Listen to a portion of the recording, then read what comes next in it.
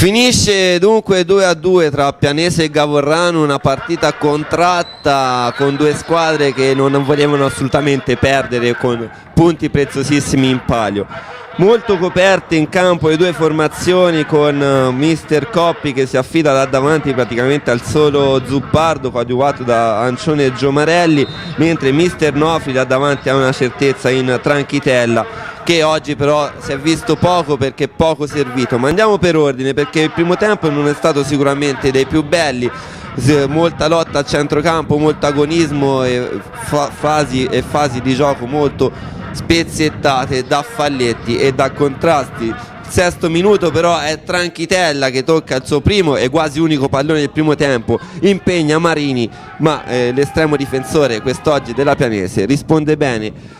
Al 18esimo c'è una palla buona questa volta per la Pianese, con Giomarelli che apparecchia un'ottima palla in area di rigore, ma Magrini non approfitta e spreca in questa maniera.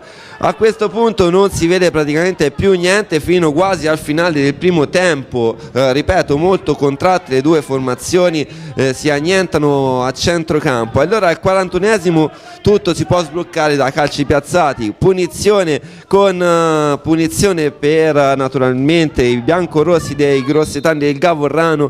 Zizzari spizzica di testa, ma la palla finisce alta. 45esimo, ancora il Gavorrano con Giordano che prova da fuori impegnando Marini, che però respinge di pugni. Sembra il momento buono per il Gavorrano, ma da approfittare è la Pianese. Ultima occasione di questo primo tempo, al 46esimo scoccato, sembra persa questa palla, ma capariamente ci crede e ci prova Giomarelli, ruba palla a Procacci, la mette nel mezzo e da mezzo metro non può assolutamente sbagliare Zuppardo, che insacca la palla per quasi immeritato 1-0 per la Pianese. Si va così negli spogliatoi con i padroni di casa in vantaggio per 1-0. Si rientra in campo e anche qua non essendoci inizialmente sostituzioni, sembra padrona del campo dopo il vantaggio acquisito la formazione di Coppi, tanti tra l'altro gli ex di turno. Oggi Capone per le file del Gavorrano, in panchina anche Rubechini sempre per il Gavorrano, ex naturalmente bianconeri. 11esimo minuto però è la Pianese che con il minimo sforzo tiene lontano le insidie, angolo di Ancione, Zuppardo in area di rigore, da ottima posizione colpisce male questo pallone e Capuano non ha problemi a bloccare.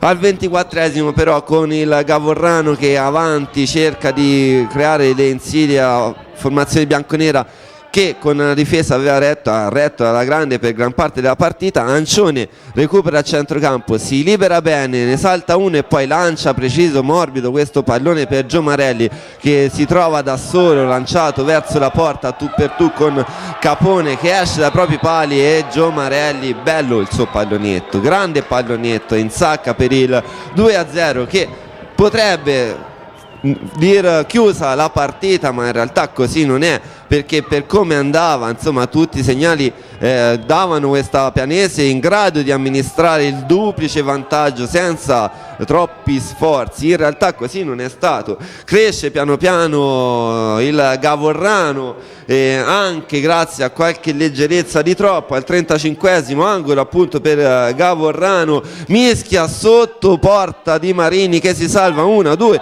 3 occasioni.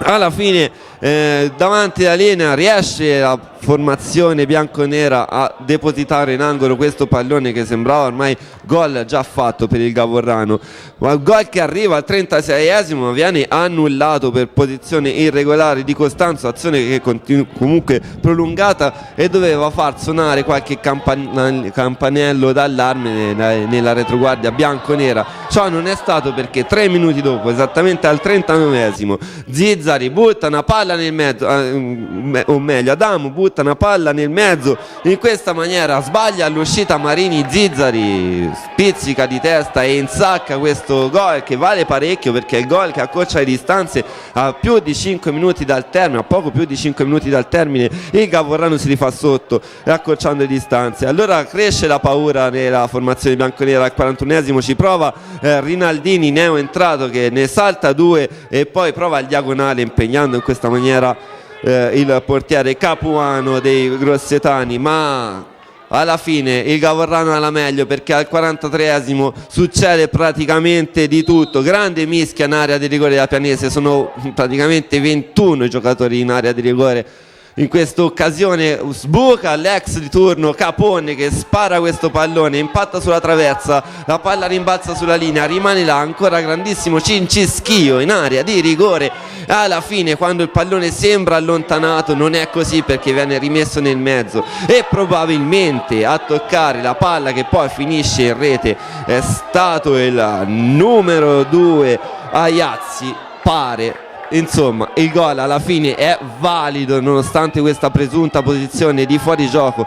L'arbitro convalida il 2-2, che lascia praticamente l'amarissimo in bocca ai giocatori e alla formazione di Coppi, perché ormai questa vittoria sembrava acquisita. Ma attenzione, perché rischiano addirittura i giocatori bianconeri di andare sotto. Infatti al 45esimo è Costanzo che in area si trova questa grandissima palla buona, ma Marini si salva ancora una volta in angolo, e dall'angolo tra l'altro Adamo svetta di testa, ma la palla finisce alta. Insomma, da una vittoria praticamente in tasca a rischiare la sconfitta sono stati 5 minuti di fuoco a fare la differenza in questo finale di gara. Fatto sta che il risultato del campo dice che la Pianese impatta ancora una volta in un pareggio, terzo pareggio consecutivo. Il Gavorrano fa il secondo 2-2 consecutivo dopo il pareggio interno con il Siena la settimana, insomma l'ultimo turno. Oggi ancora un 2-2 in rimonta questa volta. Fatto sta che il campo dice questo: dal Pianese Stadium, Pianese 2 e Gavorrano 2.